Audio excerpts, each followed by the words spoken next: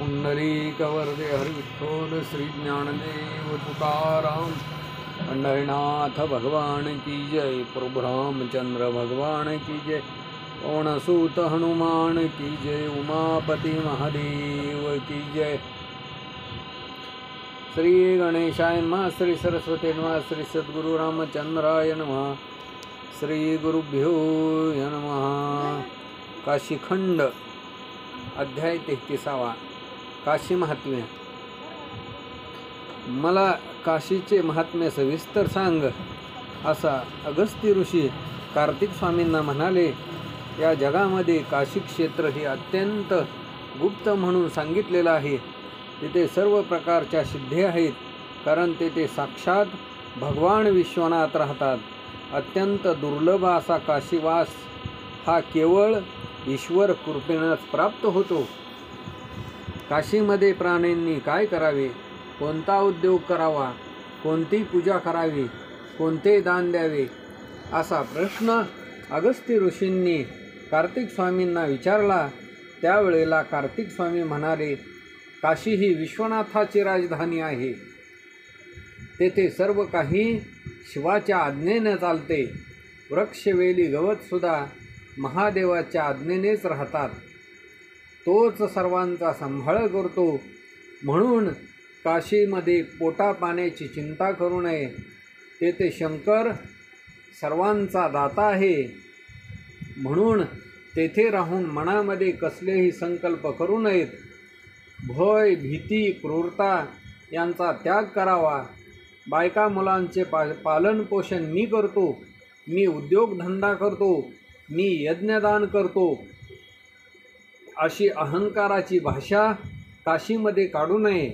मी पुष्कळ दिवस जगावं किंवा लवकर मला मृत्यू यावा असं काशीत कधीही म्हणू नये, कारण काशी हीच शंकराची इच्छा आहे। तेथे पापांचा नाश होतो, पुण्याचा उदय होतो।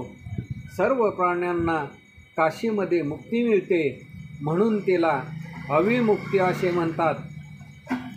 काशीला वाराणसी असेही म्हणतात। तेथे पवित्र गंगा आहे, ती सर्व महापापांचा नाश करते। तेथे गंगेचा वरुणेशी संगम होतो, त्या दोघी विश्वनाथाची पूजा करतात, म्हणून काशीला वाराणसी असेही म्हणतात। काशी क्षेत्री राहणाऱ्या प्राण्यांना यमाची कसलीही भीती असत नाही। काशीत राहणारा अत्यंत पापी माणसालाही यमाची कधीही बाधा होत नाही। काशीत राहून जे व्यभिचार करतात, चोरी करतात, ते 30,000 वर्ष भूत योनीमध्ये जातात, परंतु पाप क्षालन झाल्यावर ते पुन्हा काशीमध्ये जन्माला येतात। शंकराचे गण पापी माणसाला काशीमध्ये राहू देत नाहीत, त्याला काशीतून घालवून देतात।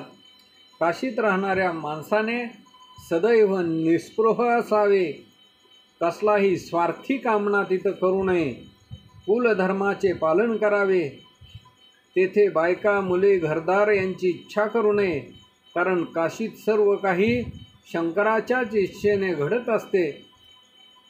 तेथे व्यापाऱ्याने खूप संपत्तीची इच्छा धरू नये।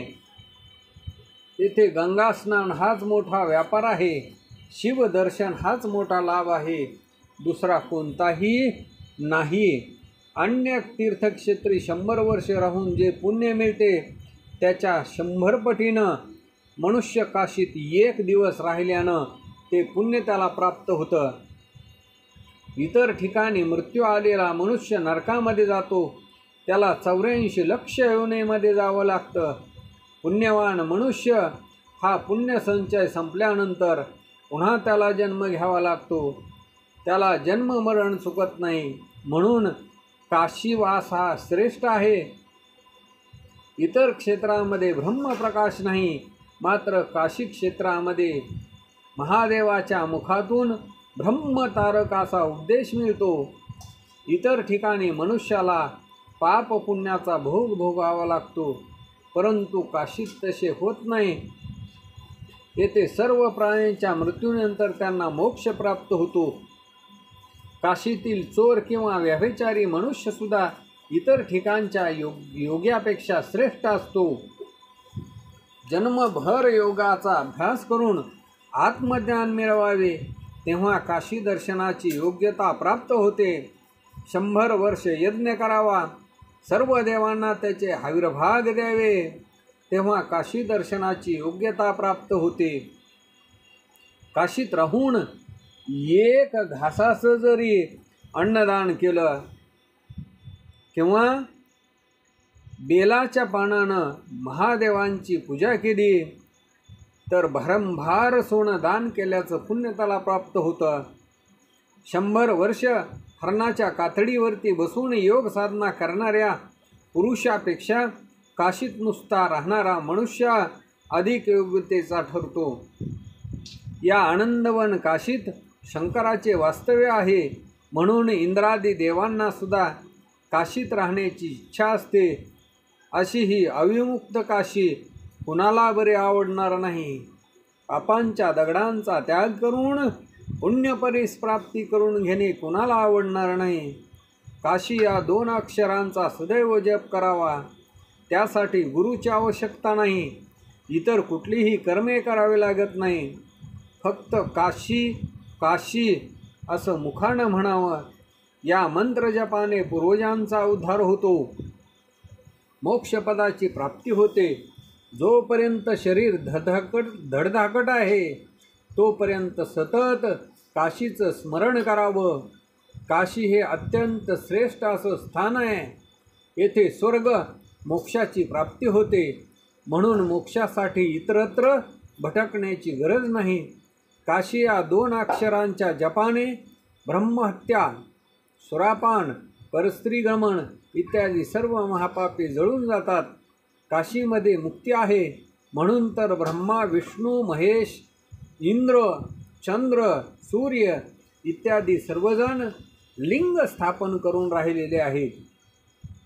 88,000 ऋषी, यक्ष, गंधर्व, किन्नर, देवगण या सर्वांना काशी हाच मोक्षमार्ग आहे. पूर्व पुण्याईचा ठेवा असेल तरच या शिवनगरीची प्राप्ती होते. काशी ही अविनाशी आहे. प्रलयकाळी भगवान शंकर काशीला आपल्या त्रिशूळाच्या टोकावर ठेवून स्वतः तिचे रक्षण करतात म्हणून काशीला कळीकाळाचे भय नाही. तिला वाराणसी, रुद्रावास, महास्मशान, आनंदवन अशी ही नावे आहेत. काशीसारखी पुण्यभूमी त्रैलोक्यामध्ये सोडून सापडणार नाही. येथे परमात्म्याचा श्रीहरीचा जन्म झाला आहे. हे शिवाचे परमधाम आहे. स्वर्ग, पृथ्वी, पाताळ या सर्वांना काशीचा आधार आहे. या पृथ्वीवर अयोध्या, मथुरा, माया, अवंतिका, कांची, द्वारका अशा अनेक पुण्यदायक पुरी आहेत, पण काशी ही अविमुक्ती आहे. अशा या काशीचा महिमा अगाध आहे. स्वतः शंकराने निर्माण केलेली ही काशी पाण्यातील कमळ जसं पाण्यापासून अलिप्त असतं तसं या काशीचा नाश कधीच होत नाही. या काशीचे महात्म्य ब्रह्मदेवांनाही सांगता येणार नाही. एक वेळ पावसाच्या धारा मोजता येतील, आकाशातील तारकांची गणना करता येईल, वाऱ्याला धरून ठेवता येईल, पण या काशीचे महात्म्य पूर्णपणे सांगता येणार नाही.